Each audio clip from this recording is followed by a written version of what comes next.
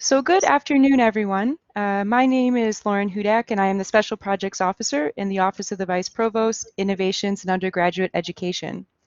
We would like to thank you so much for joining us today to learn more about field experiences and the innovative ways that divisions are responding to the conversion of these experiences to remote delivery. As you can see on this slide right here, we have a number of other exciting sessions over the next 2 weeks. You are more than welcome to view the SharePoint site that you've accessed before to learn more about those other sessions and to register for them. As well, if you missed some of the earlier sessions that we had, you are also welcome to view this site because it has the session recordings and the other related materials as well. So to ensure that we have as much time as possible, I would now like to introduce the two panelists for today's session. So first and foremost, we have Professor Nick Iles. He's a professor of in the Department of Physical and Environmental Sciences at the University of Toronto, Scarborough. And we also have Shane Sukin. He's a PhD candidate and online learning coordinator within the Department of Physical and Environmental Sciences at the University of Toronto, Scarborough. So without further ado, I will hand it over to you both. Okay, thanks, Lauren. Thanks for setting this up with Julian, and I just want to thank all the participants for taking the time out to come and listen to us, and we hope, both of us, that it's a worthwhile experience. We've been interested in online presentation of the field experience for a number of years. We're both geologists. Actually, Shane is an award-winning mathematician and computer scientist, and he was sitting in one of my courses about 6 years ago, and I was interested in developing an app where we could take students out in the field on virtual field trips, and we developed a very close collaboration, which we've continued since. And we've now used a lot of that material in teaching and modules and so on. And our issue is that getting students out in the field is becoming much more difficult. It's getting expensive. There are liability issues, access to sites, student accessibility issues, and so on. And we have two audiences. We've got what I'll call professional students who are going to go on and become geologists, and they have to do that. They have to satisfy requirements from Geoscientists of Ontario, and they need field work. As you can imagine, being a geologist is all about being out in the field.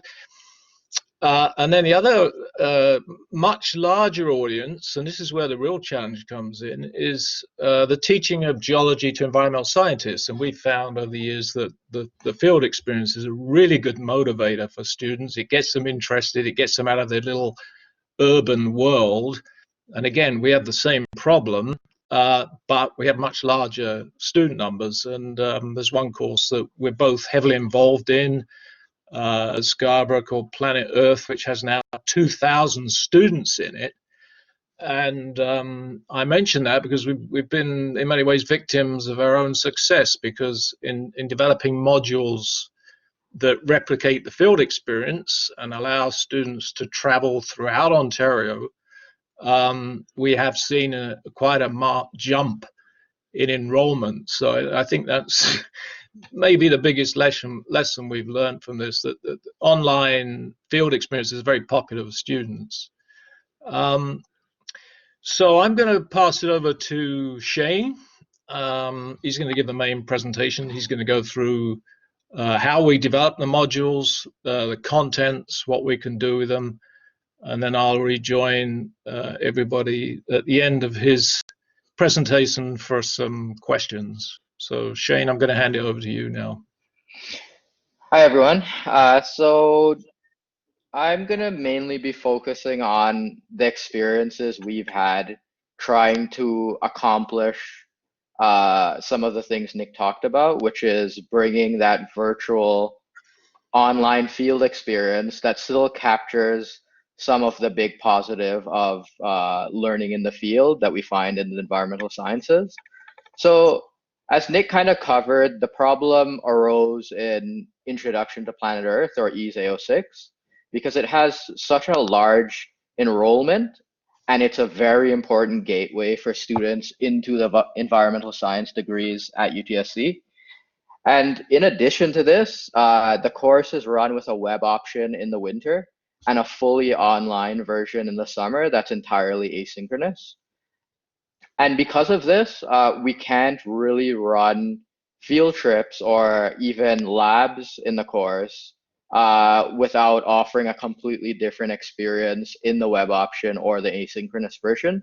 So we kind of had to, a few years back, think of a way how we can create an experience that would work in both the in-class environment and the fully asynchronous environment. So this resulted in the project that we called Planet Earth Online, and it was started in 2017 and was funded by eCampus Ontario with further funding from a LEAF Impact Grant. So if you want to learn a little bit more about Planet Earth Online, I encourage you to look at the link. Throughout this presentation, there are a number of links posted that you can visit to find out more about what I'm talking about. So like I said, the project focused on providing an experiential lab component to several courses on campus that had this issue we were talking about of large enrollment and the need for an online version. It consists of 17 online modules, and the modules have so far been used by over 5,000 students with feedback from over 1,500. And crucially, the modules are based around a series of virtual field trips that use examples from our local environment and geology to teach course concepts. So why virtual field trips? Why did we choose to focus the modules around virtual field trips? Because as Nick touched on earlier, field trips are a core part of the environmental science learning experience. They provide a real world context to the course content. They expand on the breadth of the course. So in the field, you can touch on things that maybe don't directly relate to the course you're teaching currently, but really increase student engagement by maybe getting into some of their interests. And overall, it's proven to be very valuable for recruitment and retention of students. Because like my story that Nick kind of told shortly, I was a computer science student, not really loving it, but you know, I was thinking it'll lead to a good paying job, you know, whatever. Then I went on a field trip with Nick and I found something I really loved and I really wanted to continue studying. And then now I'm doing my PhD in the subject matter. So it's something that can really keep students from dropping out or just falling by the wayside. So like we talked about, traditional field methods can't accommodate the logistical and accessibility demands. So we decided that virtual field trips could provide an innovative platform for delivering this sort of educational material by attempting to simulate the traditional experience online. So I'm gonna actually switch over to sharing my screen so I can show some more interactive examples of the things I'm talking about as I go. So let me see if I can get this right. So let's stop this first.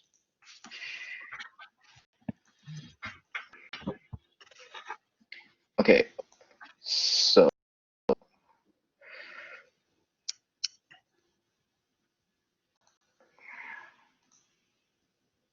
okay, so we're back. So I want to start this by talking about our experience creating virtual field trips and using them in a large enrollment course. So I included a lot of the comments that you guys helpfully posted for us. So I'll try to cover. A lot of you had questions about how do you create these virtual experiences. So I'll try my best to include that throughout. So first of all, how did we use virtual field trips in the course? So Planet Earth Online consists of over 35 immersive and media enriched virtual field trips. So you can find out more about these trips on the link posted here, and also I believe sent in an email earlier. So it draws on a database of over 500 environmentally significant locations that we prepared for a virtual field guide called Planet Rocks. So this is going to be kind of a theme of this presentation is one of the important things that we managed to leverage was using the material we had already collected and really maximizing that in a virtual environment. And we created 3 different types of virtual field trips that I'll talk about each in turn. And the different virtual field trip types were chosen to simulate the important aspects of the real world hands-on field trip experience. So the first type of virtual field trip that we created are called thematic map trips. And they present a thematically linked collection of environmentally significant locations. So I'll show you an example of one of them. So I've posted 3, and I think I have time to maybe show one of them. So this one focuses on Ontario's geological legacy. So one of the important things with this is we have 3 different colors of sites, each highlighting a different theme, which we talk about in the introduction to the virtual field trip. And students can go through, look at different sites. And importantly, this field trip was created entirely using material we already had collected. So this is a very low effort sort of way of getting your feet into virtual field trips. And it's still very useful for acting as a sort of field guide, a pre-trip guide to what the students are going to see, or a post-trip review of all of the important sites and concepts that are covered within a virtual learning module. And it can be very useful as well for assessment because you can create scavenger hunt like activities where we can ask a question of where do you find Dummer Moraine, and the students can find the point related to Dummer Moraine, navigate, and then in a multiple choice question they can say near Napanee, Dummer Moraine is found in Ontario. So it's very useful for things like that. So this type of field trip was created with a customized version of ArcGIS story maps. So ArcGIS is supported by U of T. All U of T professors have access to a license of ArcGIS. There's also some open source freeware versions of software that can create similar products in the end, and I can share links on where you can access those as well, maybe in the question and answer section. So another type of virtual field trip that we created is a virtual reality trip. So this was meant to simulate the actual in-field aspect of being in a field trip. So students interact with and explore a 360-degree panoramic environment. So I'll show you an example of that. So here we have a virtual field trip showing the urban impacts on the environment in Ashbridges Bay. So students can interact with and navigate through a 360-degree photograph. They can do this either on the desktop, kind of Google Street View style, or if they have a VR headset, the software that we use for this supports that as well. So they can switch to a VR mode and be entirely in that kind of virtual environment. Throughout the environment, there are numerous hotspots that the students can click on. So this is sort of to simulate you're in the field with a group of students.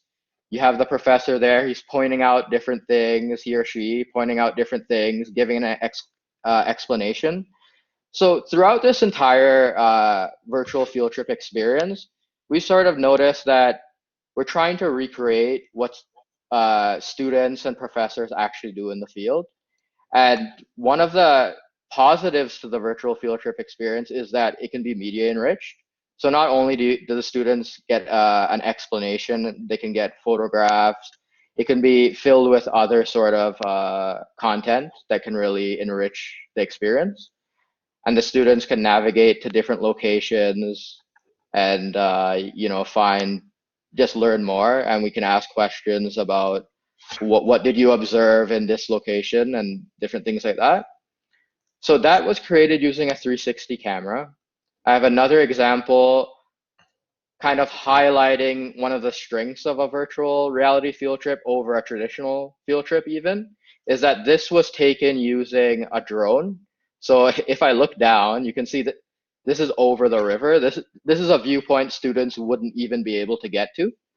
And it can be useful for showing things like in this example, we're showing the stratigraphy of the Niagara Gorge, and the students can look at different formations.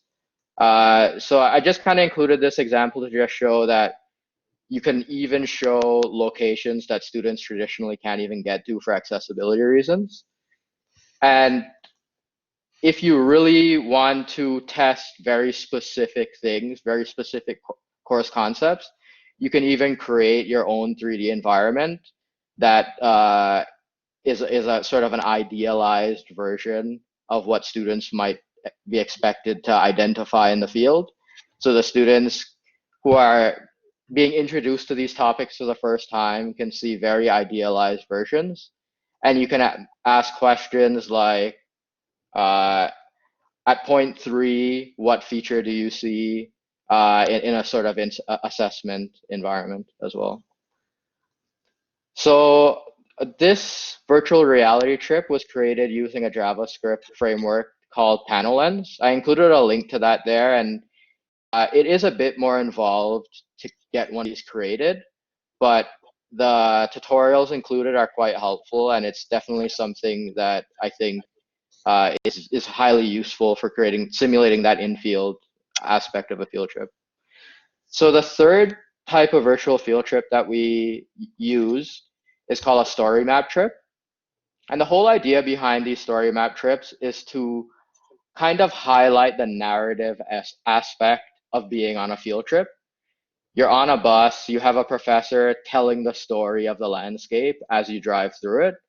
Because we found that this really helps connect students to their landscape and their local environment. So I have a few examples of what this looks like. So a very simple story map trip. This one is created using entirely pre-existing photographs that we had placed over satellite view. So we just have a picture, some text, and it's all linked together into one coherent story.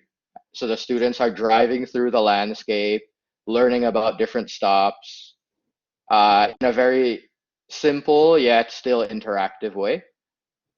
And we can kind of show how you can advance from that. Here's another virtual field trip of the Marmorton Iron Mine. And it's the same sort of idea, but this one has a lot more interpretation placed into the trip. So it's a bit higher effort, but the final product is a lot more interactive for students. So we put things in like activities where students look at old geologic maps and topographic maps. We have videos showing a drone view of what they're reading about as they go through. And then you can also use these story maps as a container for all of the other different types of virtual field trips. So we have a virtual reality trip placed within the narrative of the story. So now you're actually at the site, you're looking at things at the site. Then the bus leaves, the professor is explaining what you saw while you were there. And then we have a final video that kind of summarizes the whole thing. How does something like the iron mine even form? So that's the idea behind the story map, is you have that full field trip experience.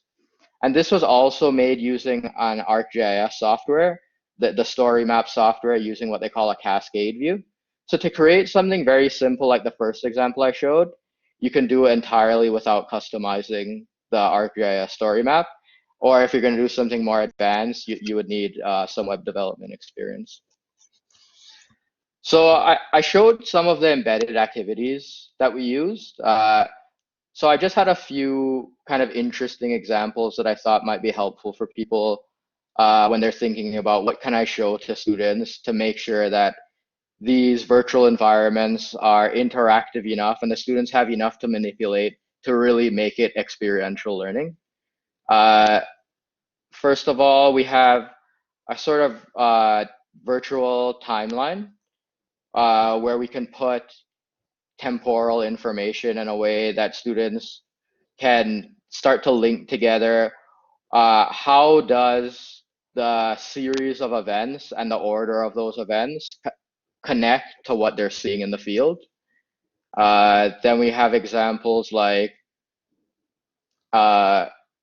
juxtaposed maps, where you can show what did the location for mass urbanization, what did it look like after.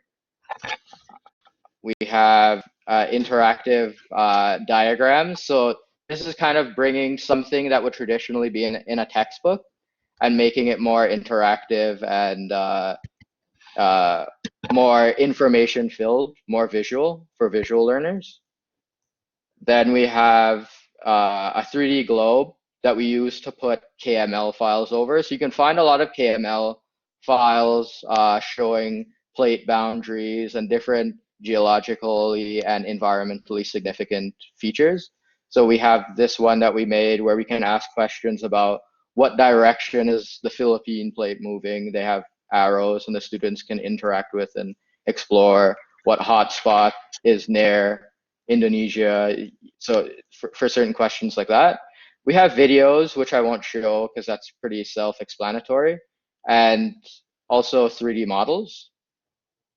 So with 3D models, we can show locations in a higher detailed way than it is than you're able to do with a 360 picture. So it can give students more of a hands-on feeling. So for all of these different types of activities, I posted a relevant link showing more about the software that was used and with tutorials on how to use it. So you can feel free to check that out. So there were quite a few questions posted about how do you go about collecting and using media for a project like this. So something I've highlighted a few times is with photographs. Using previously taking photographs can really jumpstart the project. We made a lot of headway just by using material we already had. And then also there's a lot of Creative Commons photographs out there on the internet that you can use. You just have to be careful with the copyright issues, and you can check with your divisional support for copyright inquiries. For videos, my number one recommendation is to use image stabilization. It makes it much better for the students. It's less jarring when the video isn't shaking. And we found that smartphone quality is more than adequate for these purposes, because most of the time the students are going to be viewing it on a smaller screen like a laptop or a phone anyway. The one key thing is that we found that using Creative Commons music, so freeware music, or separately recorded audio works a lot better. As attractive as it might be to kind of do your in-field explanations, the sound of the wind and other environmental sounds can be very distracting. But all of this being said, video editing can be very time consuming. So if you are planning on including videos in a project like this, you should really make sure that you allot enough time and you have the expertise to be able to do the video editing that's required. And I posted links to the different gimbals that we use for image stabilization, just to give you an idea of what's out there. And then for 360 photos, the advice I have is that tripod use is very crucial, because if you don't use it on a tripod, there's a lot of artifacting that comes out. I don't know if anybody's seen some of the funny images that come out of somebody trying to do a panorama and it's all broken up and you have like arms that are like split up and things like that. So our camera, which I posted a link to here, had limited image quality. It worked well, like in the examples that I showed you, but good lighting was really required. This could probably be like addressed by using a higher quality camera, but 360 cameras can be quite expensive. So good lighting kind of fixes that. And then for the drone imagery, if you're going to use a drone over 250 grams or heavier, you need a pilot license or a tech person in your division who has a pilot license. But I would say it's worthwhile because drones can be used to collect the photos, videos, and 360 photos that I discussed earlier. You just have to make sure that you have access to the locations that you want to film at. So just some other general tips for course design for virtual field trips. Quarkus integration was a big thing for us in AO6. So what we did is we packaged the virtual field trips into modules using Adobe Captivate, and we then exported those modules as SCORM files. For those of you who are unaware, SCORM files are a file format that different learning management systems can understand. And then we tried two ways of serving the SCORM files to the students, either directly importing it into Quarkus as an assignment or hosting it on a university server and then embedding them into Quarkus using HTML tag called an iframe, which is something that Quarkus natively supports. We found that a second option worked better for us. I just thought I'd present both options so you can explore for yourself what works well for you. And then I touched a bit on assessment. So each module ends with a 20-question quiz made up of multiple choice questions and true and false questions. Students are expected to manipulate the activities and apply the learned to answer questions. So I have on the bottom there, I have a photo of what it looks like for the students when they're interacting. They're able to interact with the globe, examine it, and then look for the answer in the question listed below. And the quiz grades are automatically entered into Quarkus. So I just have a short example here of you can set up in a virtual reality environment, you can set up some examples that are entirely made for assessment. So we have a version of this virtual environment where all of the points have descriptions. And then we have another version where they just refer to certain points, point A, point B, point C, point D. So that when we're doing a randomized quiz, one student might get a question referring to what is at point B, while another might be at point A. So things like that is how we kind of integrated it into the Quarkus experience. So module quizzes are split into 4 to 5 major topics with a question bank of 10 to 50 questions for each topic. So 4 to 5 questions are randomly selected from each question bank for each student's quiz. So just to reiterate, because that's kind of confusing, a student would have a quiz of 20 questions, but all of the major topics in the quiz will be covered within their randomized test. So this ensures that all the major topics are still covered. And unfortunately, we have to include the fact that it makes it harder for students to cheat, because in these large enrollment classes, cheating is a major thing that we have to stay on top of. And this setup could be accomplished entirely through Quarkus, and I show a screenshot here of what that looks like. So just general tips for delivering these sort of online labs. Like I've probably said too many times, keep it interactive. We found that the students have a lot more interest and they're a lot more engaged the more they're interacting with the material rather than just reading. We didn't want it to be that we're just basically creating an ebook or a e-textbook. We wanted to keep it interactive and to really highlight an effective experiential learning environment. We also found that the labs tend to work best when the material is self-contained, because something we've learned is that when students are doing online labs, we're not offering them the physical space and schedule time in their life where the students have a place to go where they know they can work on things. They're going to be up to date on the lectures because there was a specific lecture time where they could actually go and see those lectures. And this is all part of the asynchronous nature of these sort of online classes. And we thought it's a bit unfair to be posting these labs and assessing students on things that they may not have even read. So it's better to keep all of the material that we assess within the modules, within the specific modules themselves. And using local examples where possible. This provides real-world context, which is one of the major strengths of an actual field trip.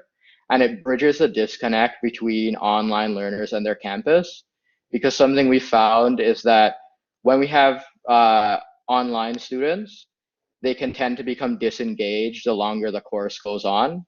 So by including these sort of real world local examples, it keeps them interested in what they're learning. And it's also a great way to familiarize foreign students with our local environment. At U of T, we have a lot of foreign students, so it's really helpful.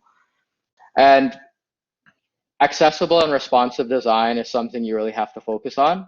The students could be using the modules on a variety of different devices, different screen sizes, different internet speeds. So testing on different types of devices is really important. And also having alternate screen readable versions of some of the interactive activities that are embedded throughout is really important for students who have accessibility needs. And what we found is writing and updating frequently asked questions document is really great for the actual day-to-day management of the course. Because in a course this large, you'll probably have a few TAs, and keeping them all on the same page on what to do when errors do occur, and having all of this information for the students readily available so they can look at it before contacting TAs goes a long way to helping the course run smoothly with these virtual field trips. And yeah, so I kind of covered this. Having a contingency plan in those sort of frequently asked question documents can really help because students find a way to break absolutely everything. So keeping on top of it and predicting it before it happens is really helpful. And then just using Quirkus discussion boards could be really helpful because it adds a synchronous element to the course where students can discuss what's going on, discuss all of the cool stuff that they're seeing. We have separate discussion boards for content related questions and technical support. So maybe students aren't having any issues. They just want to discuss something cool that they found. So it helps create a class community and a place where common issues can be dealt with. And then also weekly office hours can be helpful because that also adds another synchronous element if you have TA hours available. So going forward for the project, we've found that this virtual field trip approach has a lot of uses outside of the classroom. Virtual field trips can be really effective outreach and promotional tools. So I'll just show you an example of something that we're working on. So for the whole COVID crisis, one of the big problems at UTSC is getting students customized and excited about being at Scarborough. So we created a virtual field trip, kind of highlighting the natural sights of Scarborough and the different fields of study that we do in our department to get students excited about what they'll be learning and where they'll be learning as a UTSC student. And we found in making this module that this probably has a lot of potential for students who aren't even at UTSC as yet or at U of T as yet. So it's something that we definitely want to continue doing because it's a good way of telling the U of T story while showing examples of the local environment and getting students excited about where they'll be learning. And also, as a science outreach tool, it can be very powerful. As a researcher, it's a good way to kind of show people your research, show them the field sites that you're using, and just really getting the public involved in the research that you're doing. So for the future of the project, we really see a lot of room for growth. So we've kind of beaten Ontario into the ground with the number of sites that we've covered, but Canada's a big place. It's an environmentally diverse place, and that's what makes it one of the best places to study geography, environmental science, all of these different topics that virtual field trips could be very useful in. And we see a lot of room to cover the rest of Canada and also use it to really put U of T on the forefront of teaching about the Canadian environment instead of just the environment of Ontario. So that's what I had. So I'll switch it back so that Nick can take over. So I'll stop sharing that.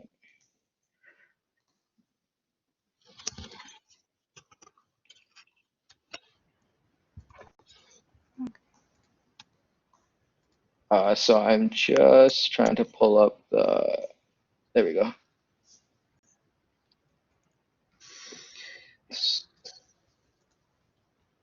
So Nick, do you want to take over? Yeah, I just want to say that as a field geologist, having experienced lockdown for the last 3 months, I'm getting quite excited by what I've been seeing. So I think I am experiencing also what students feel when they get outside the classroom and they see the bigger world around them. So I guess it's time, throw it open for questions, comments.